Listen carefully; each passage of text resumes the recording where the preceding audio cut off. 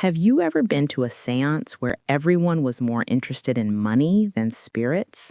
Where the candles lit on the table didn't illuminate faces in mourning, but faces calculating how much they'd inherit? On Halloween night 2024, sitting around that old oak table in my deceased grandmother's house, I realized my family wasn't trying to contact the dead. They were hunting for a fortune. And my Aunt Karen? Well, she was hiding something far darker than any of us could imagine. Let me tell you about the woman who changed everything. My grandmother, Margaret, was the kind of person you see in old movies about the American Midwest. Strong, independent, owner of a small antique shop in Salem, Massachusetts, that she'd run for 40 years. When she died in June 2024, at 86 years old, she left behind a 3-story Victorian house filled with valuable objects, mysterious bank accounts, and, according to rumors, a substantial amount of money hidden somewhere. But she didn't leave a will, at least not one anyone could find. My Aunt Karen was the first to move into the house. 3 days after the funeral, she was already there, organizing Mom's things, as she put it.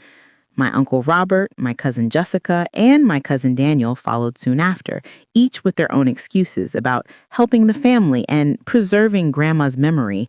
But I knew the truth. We all knew. They were looking for the money. Grandma Margaret had always been obsessed with Halloween. Not in the cute way you'd imagine, with smiling pumpkins and cotton ghosts. No, she collected antique Halloween artifacts. Original jack-o'-lantern lanterns from the 1900s made from turnips, creepy Victorian masks, tarot cards from the 1800s, old Ouija boards. Her house looked like a dark museum dedicated to the holiday. And every year, without fail, she held up reading on Halloween. She said the veil between worlds was thinnest on that night, that she could hear voices from the other side. We always thought it was just old lady eccentricity. But now, 5 months after her death, with the estate still in probate and no will found, Karen had a brilliant idea. At the October family meeting, she suggested, what if we held a seance on Halloween, like Grandma used to do? Maybe she'll give us a clue about where she kept the important things. The way she said important things, with that forced smile and calculating eyes, made me feel sick. I didn't want to participate. Honestly, the whole idea seemed disrespectful to me, using Grandma's death as an excuse for a disguised treasure hunt. But Karen insisted.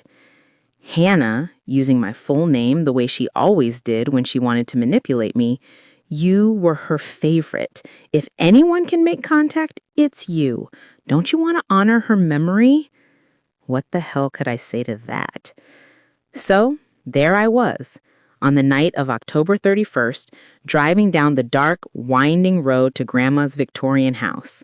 The trees had already lost their leaves, their bare branches scratching the gray, cloud-laden sky like skeleton fingers. Lit jack-o'-lanterns lined the front porch. Karen had gone ahead and decorated everything to create the right atmosphere. The house looked like something out of a classic horror movie, all painted dark gray with white trim, 3 stories of windows staring at me like judging eyes. Karen opened the door before I even touched the doorbell. She was dressed entirely in black. Black dress, black pearl necklace, even dark red lipstick that made her lips look like dried blood. Hannah, so glad you came. Come in, come in. Her energy was strange, nervous, almost manic. Different from her usual cold, calculated control. Something was wrong, but I couldn't identify what. The dining room was transformed. Karen had covered the long oak table with a black velvet cloth. Black and white candles were arranged in a circle around the center, where one of Grandma's old Ouija boards, the one she swore was over 100 years old, was carefully positioned. The heavy curtains were drawn, and the only lighting came from the candles and a single dim lamp in the corner. The air smelled of candle wax, old dust, and something else, something I couldn't identify, something that made me want to run. Uncle Robert was already seated at the table, in his gray suit that smelled of cheap whiskey and desperation. He'd lost his job 6 months ago and was drowning in gambling debts. Everyone knew, but nobody talked about it openly. Next to him, my cousin Jessica nervously fidgeted with her phone, her perfectly painted purple nails tapping the screen. She was 24, had a business degree, but had been unemployed for a year, living on friends' couches. And Daniel, my 28-year-old cousin, was leaning against the wall, arms crossed, that arrogant expression he always wore when he thought he was smarter than everyone in the room. "Now that we're all here," Karen announced with theatrical formality that made me internally roll my eyes, "we can begin.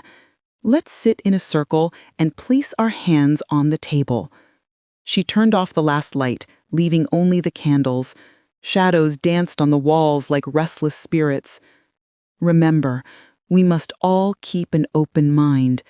Grandma always said skeptics block the energy." I sat between Jessica and Robert, resisting the urge to laugh at the absurdity of it all, but when Karen placed her hands over the Ouija board planchette and closed her eyes, something in her expression changed.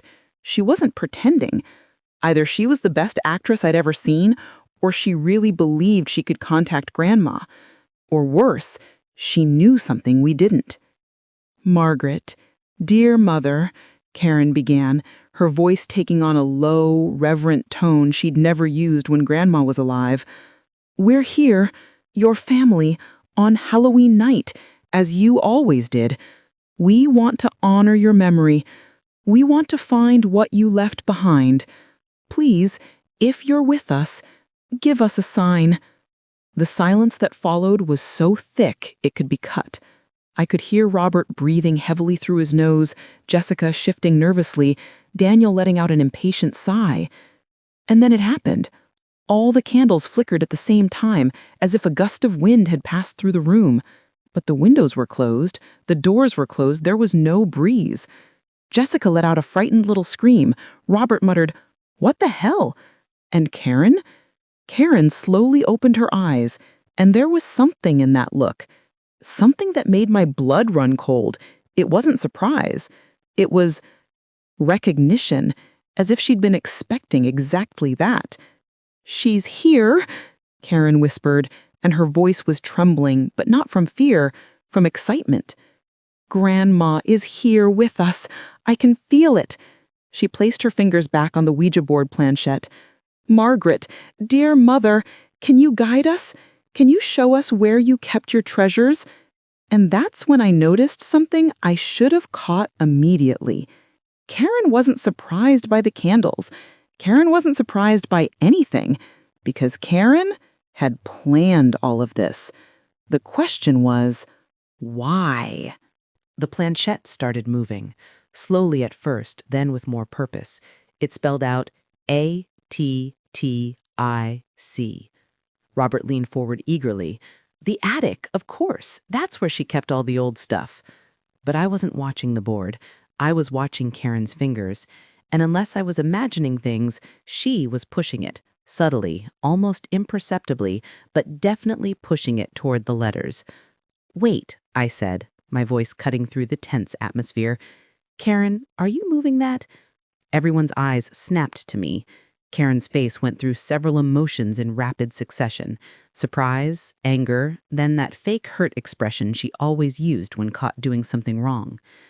"Hannah, how could you suggest such a thing? I'm trying to help us communicate with Mom."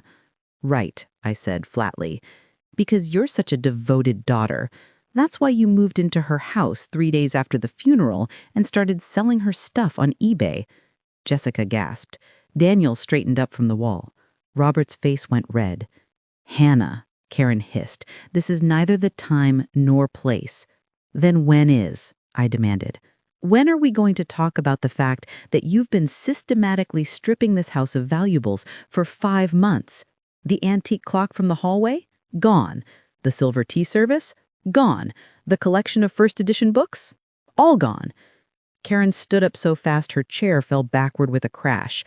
"Those were my inheritances. I have every right—" "No will has been found yet. Legally, nothing in this house belongs to anyone until probate is complete. You know that. We all know that. The candles flickered again, but this time I was pretty sure it was because of Karen's dramatic movement creating a breeze. You always were a sanctimonious little bitch, Karen spat, and there it was, the mask finally cracking. Just because you were Grandma's favorite doesn't mean you get to judge me. I took care of her in her final years while you were off in New York playing architect. I visited every month, and I called her twice a week, more than you ever did until you found out she had money. Everyone, stop. Robert's voice boomed across the room. He stood up, swaying slightly. Definitely drunk. This is exactly what Mom would have hated, us fighting over her stuff. Karen, sit down. Hannah, stop antagonizing your aunt. Let's just finish the séance and search the attic like the board said. He paused, rubbing his bloodshot eyes. Please, I need this. We all need this. The desperation in his voice made me feel guilty.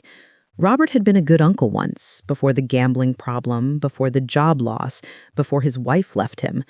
I sat back down. Karen righted her chair and sat too, but her eyes were burning holes through me. Fine, I muttered. Let's check the attic. But I'm coming with you. All of us are. The attic stairs were narrow and steep, the wood creaking under our weight as we climbed single file. Karen led the way with a flashlight, followed by Robert, then me, with Jessica and Daniel bringing up the rear. The attic was exactly as I remembered from childhood visits. A dusty, cramped space filled with trunks, old furniture covered in sheets, boxes of Christmas decorations, and Grandma's endless collection of Halloween memorabilia. Start looking, Karen commanded, already pulling open the nearest trunk. Look for anything that might contain money, jewelry, or documents. Mom was paranoid about banks. She definitely kept cash here somewhere. We spread out, each person tackling a different section of the cluttered space. I found myself near the far corner, where a heavy wooden chest sat under a small circular window.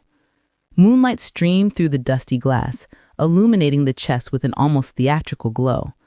The chest was locked, but when I ran my fingers along the edge, I felt something taped underneath. A key. My heart started pounding. This was it. This was too obvious, too staged. Grandma wouldn't have made it this easy, unless she wanted someone specific to find it. I glanced around. Everyone was busy with their own searches, backs turned. I quietly turned the key in the lock. Inside was a mess of papers, photographs, and old letters. I started sifting through them, and that's when I saw it. A photograph from 1988, showing Grandma with a man I didn't recognize. They were holding a baby. On the back, in Grandma's handwriting, Michael, age 3 months. May he never know the truth. My hand started shaking. Michael? Grandma only had 2 children, Karen and Robert. Who the hell was Michael? I dug deeper. Birth certificate. Michael James Patterson, born March 15th, 1988. Mother, Margaret Patterson. Father, unknown. Adoption papers, dated 6 months later. Holy shit! Grandma had given up a child for adoption? A 3rd child that nobody in the family knew about. But why?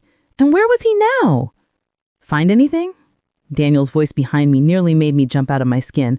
I quickly shoved the documents back into the chest. Just old photos, I lied. Nothing important. He looked at me suspiciously, but moved on. My mind was racing. If Michael was alive, he was 36 years old now, and he had as much claim to Grandma's estate as Karen and Robert, maybe more, depending on what Grandma's true wishes were. But I couldn't shake the feeling that Karen already knew. The way she'd insisted on this séance, the way she'd specifically suggested the attic. Was she trying to find these documents before anyone else did? Or was she trying to manipulate us into thinking they didn't exist? I found something. Robert's excited shout pulled me from my thoughts. He was holding up a small leather journal. It's Mom's handwriting. It looks like a diary or something. We all crowded around as Robert flipped through the pages. It was indeed a diary. dated from 2020 to 2024. Grandma's final years. Listen to this, Robert said, his voice shaking. He read aloud, October 15, 2023. Karen came by again today asking about the money. She doesn't think I notice, but I see the way she looks at my things, the way she makes mental calculations. She's waiting for me to die. They all are, except Hannah. Hannah comes because she loves me, not because she wants something from me. The silence was deafening. Karen's face had gone white. That's not... She was confused in her old age. She didn't mean... There's more, Robert interrupted. October 31, 2023, Halloween, my favorite night. The veil is thin tonight and I can feel it. I need to make things right. I need to find Michael before I die. I need to tell him the truth about why I gave him up, about his father, about the money, about everything. Who the fuck is Michael? Daniel demanded. Karen's silence was answer enough. She knew. Robert's hands tightened on the journal. Karen, who is Michael?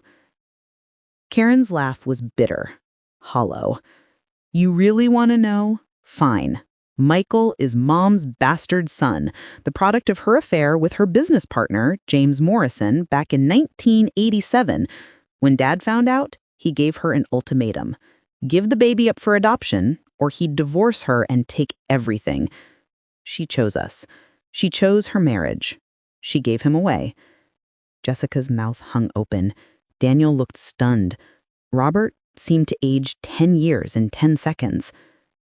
How long have you known? I asked quietly. Karen turned to me with eyes full of venom. Since I was 15, I found letters. Letters between Mom and James Morrison. Letters talking about the baby. Letters talking about the money James gave her to keep quiet. $250,000 in 1988. That's worth over $500,000 today. And you never told Dad? Robert whispered. You let him die, not knowing? Dad knew, Karen spat. Why do you think he drank himself to death? Why do you think his last words were, find the boy? He regretted it. They both regretted it. But it was too late. Michael was gone, adopted by some family in California, and no one could track him down. She laughed again, a sound devoid of humor. Until now. What do you mean, until now? I asked, though I was starting to piece it together. Karen smiled, and it was the coldest smile I'd ever seen.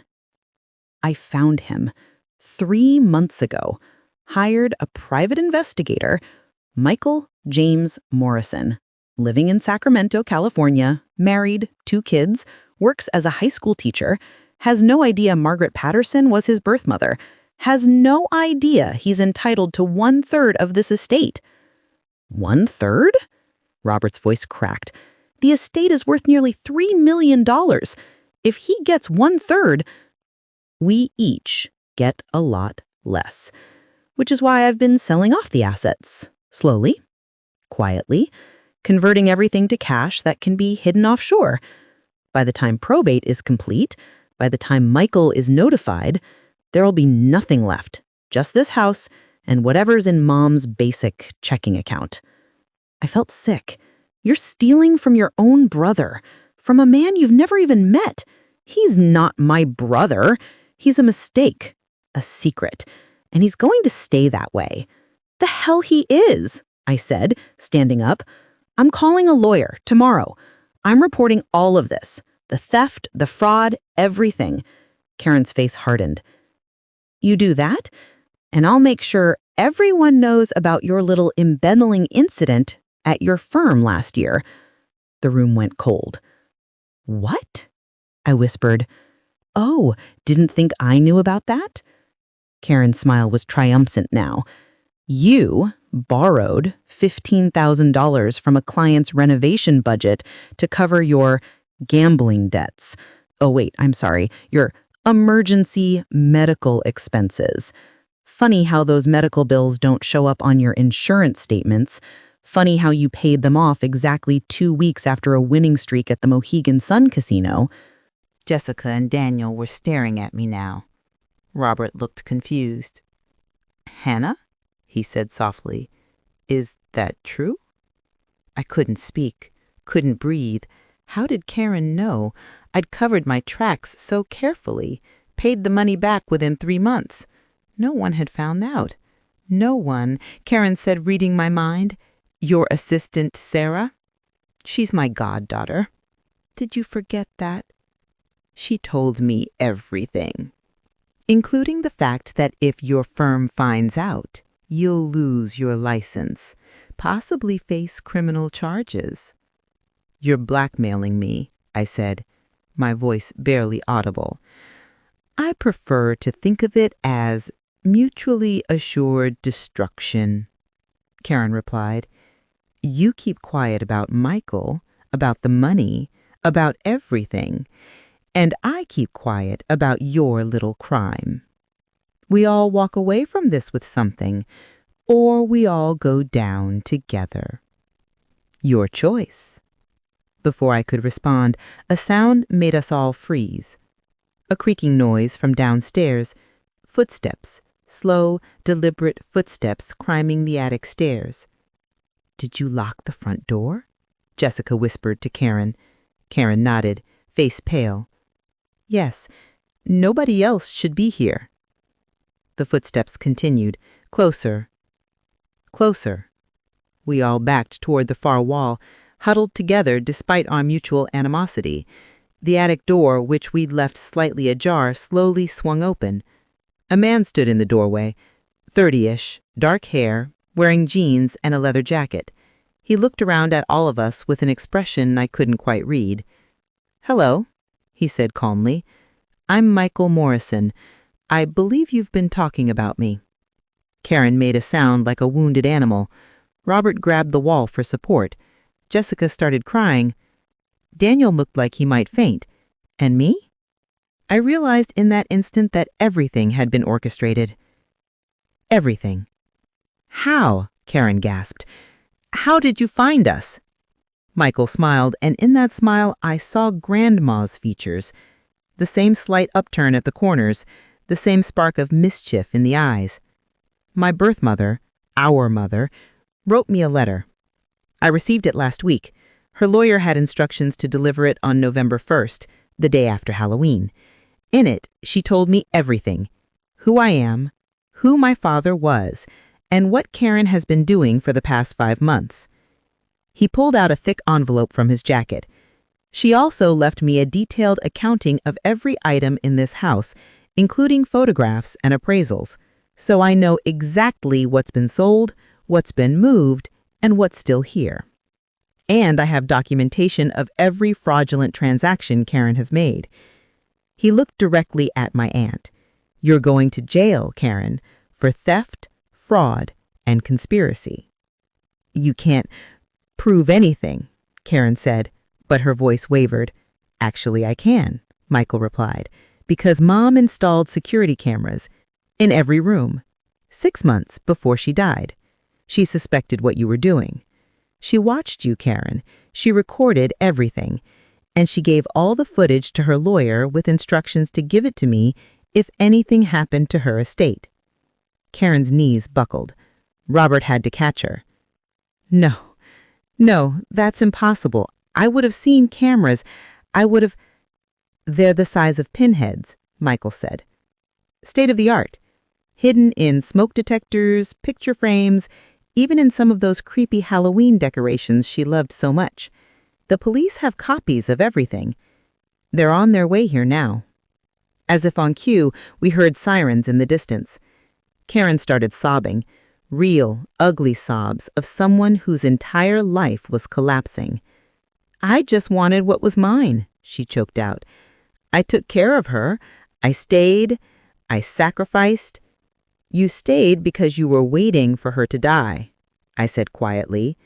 "You sacrificed nothing, Karen. You were just too afraid to live your own life." Michael turned to me. "Hannah, right?" I nodded. Mom wrote about you a lot in her diary, said you were the only one who visited just to visit, who called just to talk, who cared about her as a person, not a bank account. He paused. She left you something special. It's not money, it's her shop, the antique store.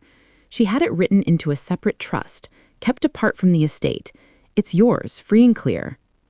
Tears started streaming down my face. I don't want it for the money, I managed to say. I know, Michael said gently. That's why you're getting it.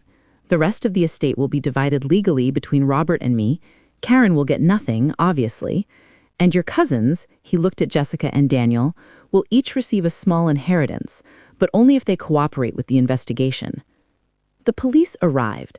Karen was arrested on the spot, read her Miranda rights while still crying about how unfair it all was. Robert stood there in shock, processing the fact that he had a brother he'd never known about. Jessica and Daniel were questioned and released. And Michael asked me to stay. When everyone else was gone, when it was just the two of us in that cluttered attic with dawn starting to break through the window, he handed me another envelope. This one's private, just for you. Mom said to read it alone. I opened it with shaking hands.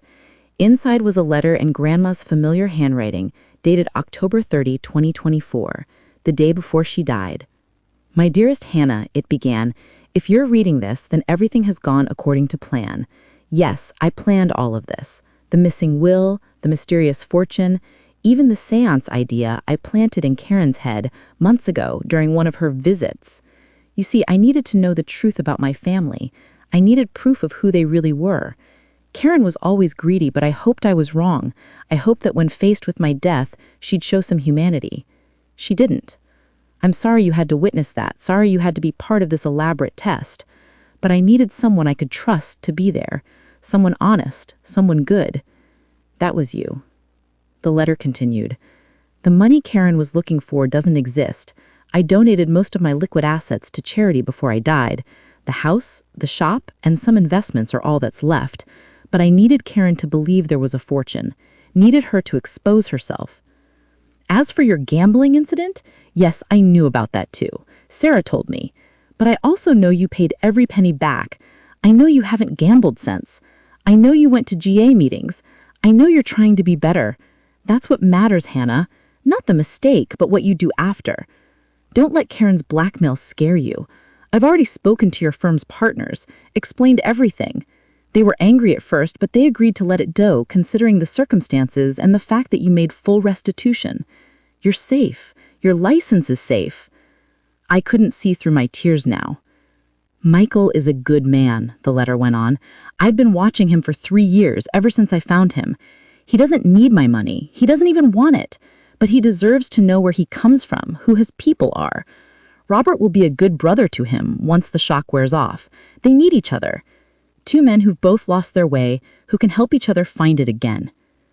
As for you, my darling girl, the shop is yours, not because I want you to run it, though I think you'd be wonderful at it, but because I want you to have choices.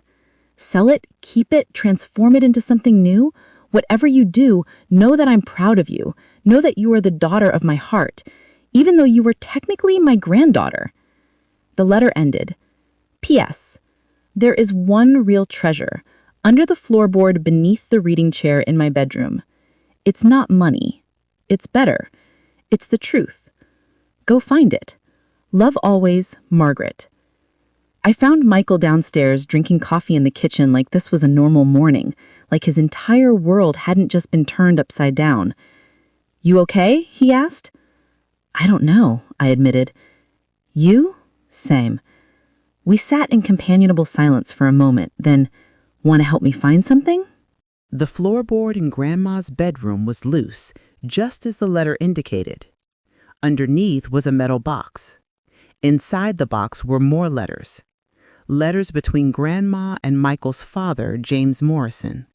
Letters full of love, regret, and longing.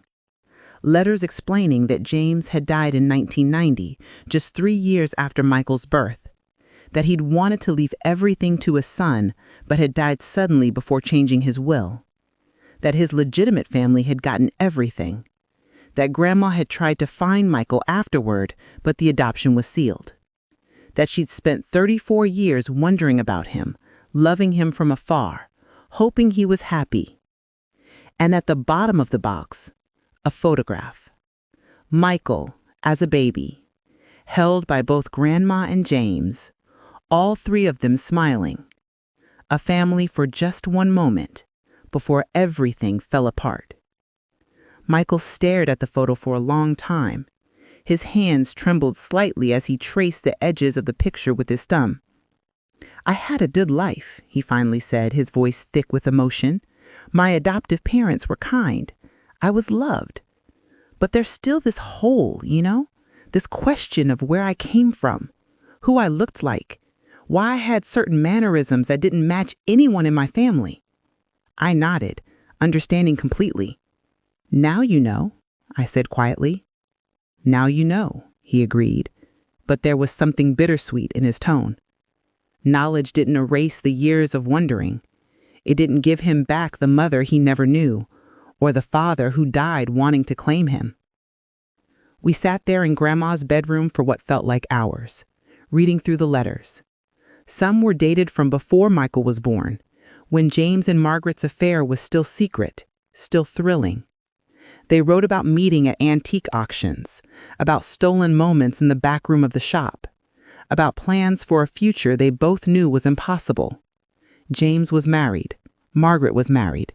They had built lives, made commitments.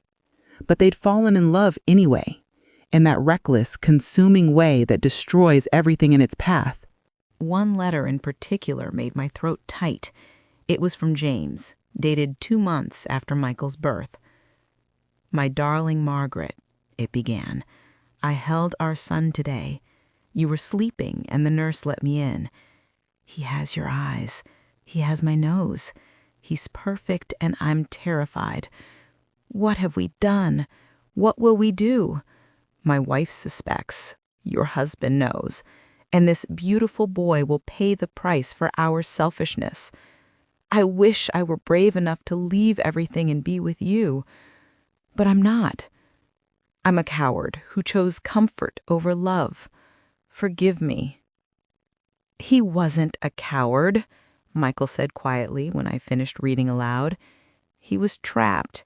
They both were. By the times, by expectations, by responsibilities to people they didn't love as much as they loved each other." He looked at me with those hazel green eyes, Grandma's eyes, and I saw the weight of inherited pain there. "Do you think they regretted me? Do you think they wished I'd never been born?" "No," I said firmly. "Read this one."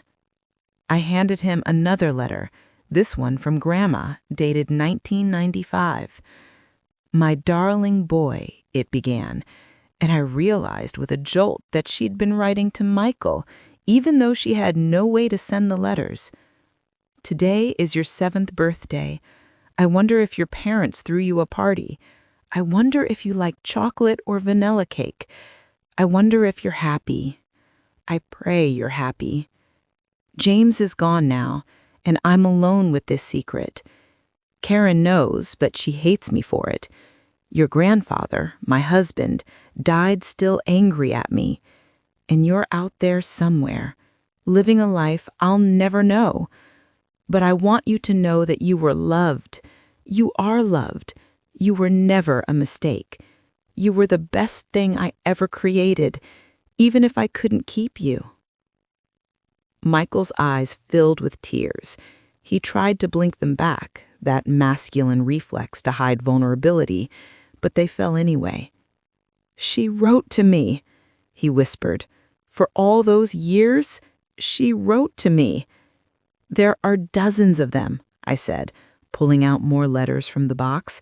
Letters marking every birthday, every milestone, his first day of school, his high school graduation, his wedding day. Dates she must have guessed at, hoped for, all written in her elegant cursive, all sealed and saved in this metal box under the floorboards. "Why didn't she try harder to find me?" he asked, and there was anger beneath the hurt. "Adoption records were sealed back then," I explained gently. Without cooperation from the adoptive parents or a court order, it was nearly impossible.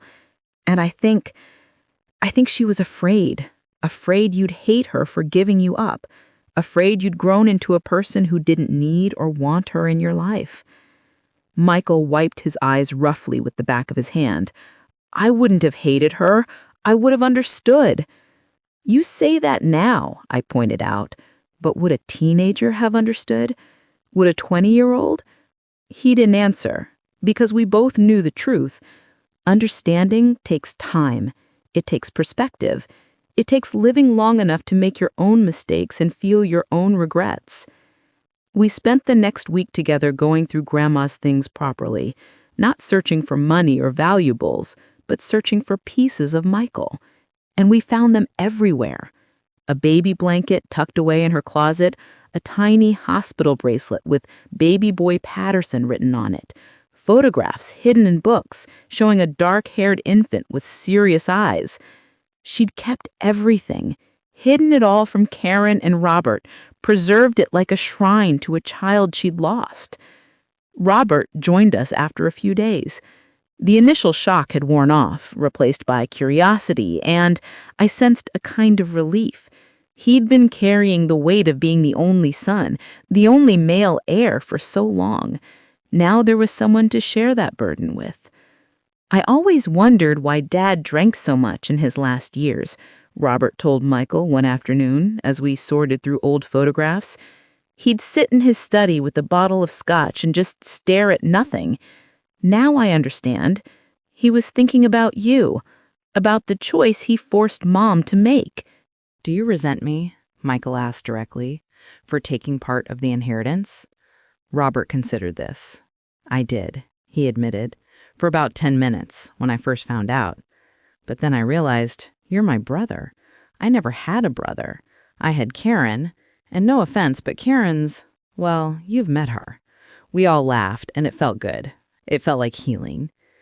Karen's trial was set for January. She'd be facing serious prison time. The prosecutor was talking about 5 to 7 years for the theft, fraud, and conspiracy charges. Her lawyer had tried to argue diminished capacity, claiming that years of jealousy and resentment had driven her to a breakdown. But the evidence was too clear. The hidden cameras showed her methodically stealing items, researching how to forge documents, contacting Marcus Chen. There was no moment of madness, just months of calculated theft. Jessica and Daniel cooperated with the police, providing testimonies about what they'd witnessed. In exchange, they received their small inheritances, $20,000 each, enough to give them a fresh start. Jessica used hers to enroll in culinary school, something she'd always wanted to do but never had the money for. I spent so much time being jealous of you. You had your shit together, you had a career, you had Grandma's love. But the truth is, I was too scared to try. Easier to be jealous than to actually work for something. Daniel's path was harder. The revelations about our family had triggered something in him. Maybe recognition of his own toxic behaviors, maybe just the shock of seeing where that path led. He checked himself into a 30-day rehab program, not for drugs or alcohol, but for what he called my personality. He came out quieter, more thoughtful. I was turning into Karen, he told me when he got out. I was learning all her tricks, manipulation, playing victim, making everything about me. Seeing her exposed like that, it was like looking in a mirror and hating what I saw. And me? I decided to keep the shop. Not to run it the way Grandma had, but to transform it into something new. A combination antique store and community space. A place where people could find beautiful old things, yes, but also find connection, find art classes, book clubs, support groups, find each other. Michael helped me design the renovation. He had a good eye for space, probably from years of teaching history, knowing how to make a room feel welcoming, how to create areas for different purposes. Robert helped with the business plan, bringing his years of corporate experience to bear on projections and marketing strategies. We became family in the truest sense. Not because we shared blood, though Robert and I did, and Michael shared blood with both of us, but because we chose each other. We chose to meet for Sunday dinners. We chose to call when something important happened. We chose to show up when someone needed help. That's what real family does. They show up. The shop renovations took 3 months. We worked on it together, me, Michael, and Robert, ripping out old wallpaper, painting walls, building new shelves. It was therapeutic, this act of creation. We talked while we worked. About Grandma, about our childhoods, about the different ways we'd each been shaped by family secrets and lies. Robert talked about his gambling addiction, how it had started as a way to feel in control when his marriage was falling apart. Michael talked about growing up Asian in a white family, always feeling slightly out of place, always wondering about his biological parents. I talked about my own gambling problem, the one I had hidden so carefully. The shame I had carried, even after I'd stopped and made restitution. "We're all pretty messed up," Robert observed one day, standing back to admire a freshly painted wall. "Yeah," I agreed. "But we're messed up together. That's got to count for something." "It counts for everything," Michael said quietly. And he was right. On Halloween 2025, exactly 1 year after that fateful séance, we held a memorial for Grandma. Not in a church or funeral home. Grandma had never been religious. But in the newly renovated shop. We invited everyone who'd known her, who'd loved her, who'd bought treasures from her over the years. The turnout was overwhelming. People I'd never met came up to me with stories about how Grandma had helped them find the perfect antique for their home, or how she had given them advice about their own family antiques, or how she had simply been kind when they needed kindness. We decorated the shop with her favorite things. Victorian Halloween pieces, naturally, but also photographs throughout her life. Young Margaret with her new shop in the 1960s, middle-aged Margaret at antique auctions, older Margaret surrounded by the collections she'd built. And new photos we'd found. Secret photos of baby Michael, hidden away but treasured. We displayed those too because hiding was what had caused all the pain in the first place. No more secrets, no more shame. Robert gave a speech about remembering his mother as complicated, both the woman who'd raised him with love and the woman who'd made painful choices he didn't understand until much later. Jessica read a poem she'd written about forgiveness. Daniel played guitar, something I didn't even know he could do, and sang a song about broken families finding their way back to each other. And Michael spoke about gratitude. "I came here a month ago expecting to find answers," he said, looking out at the crowd. "I found a lot more than that. I found a grandmother who loved me from a distance. I found a brother who welcomed me despite having every reason to resent me. I found a cousin who risked everything to tell the truth. I found a family." He paused, emotion thick in his voice. Margaret Patterson made mistakes. She hurt people. She carried secrets that poisoned her relationships. But she also loved fiercely. She planned carefully. And she made sure that in the end, the truth would come out, that justice would be served, that the people who truly cared would find each other. I think that's the best legacy anyone could leave. We lit candles, lots of candles, just like Grandma would have wanted, and shared stories. Happy stories, funny stories, stories about a woman who'd made mistakes, who'd carried regrets, but who'd ultimately tried to make things right, who'd orchestrated an elaborate plan from beyond the grave to expose the truth and protect the people she loved. "You think she's watching?" Michael asked as we stood among the crowd. "Knowing her," I smiled, "she's probably critiquing our decorating choices and wondering why we didn't go with more authentic Victorian Halloween pieces." He laughed. "She would do that, wouldn't she?" "Hey," I said, feeling brave enough to ask the question that had been nagging at me for weeks. "The séance, the candles flickering, was that you? Did you sneak in somehow and rig it?" Michael's smile turned mysterious, mischievous. And in that moment, I saw Grandma in him so clearly, it took my breath away. "You know, I've been thinking about that," he said slowly. "I wasn't in the house yet. I was still in my car, parked down the street, waiting for my lawyer's call confirming that all the documents had been filed with the court. The timing wasn't planned.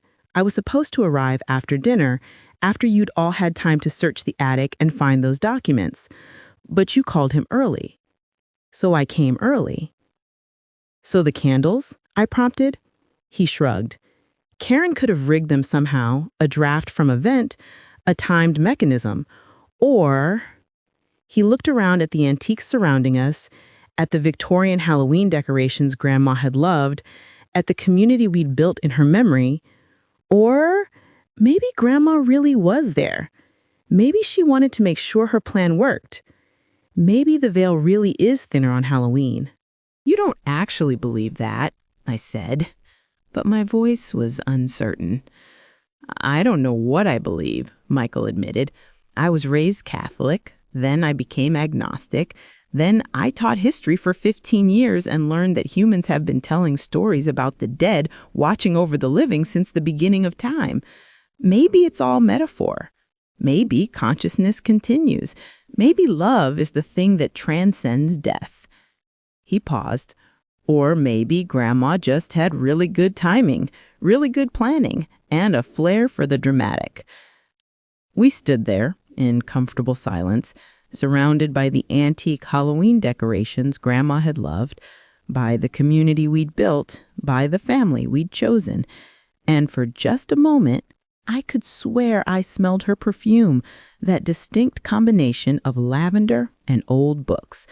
For just a moment, I could feel her presence, warm and approving. Maybe it was my imagination. Maybe it was wishful thinking. Maybe it was real. Does it matter? Thank you, Grandma, I whispered, for everything. For the truth, for the trust, for loving us enough to see who we really were.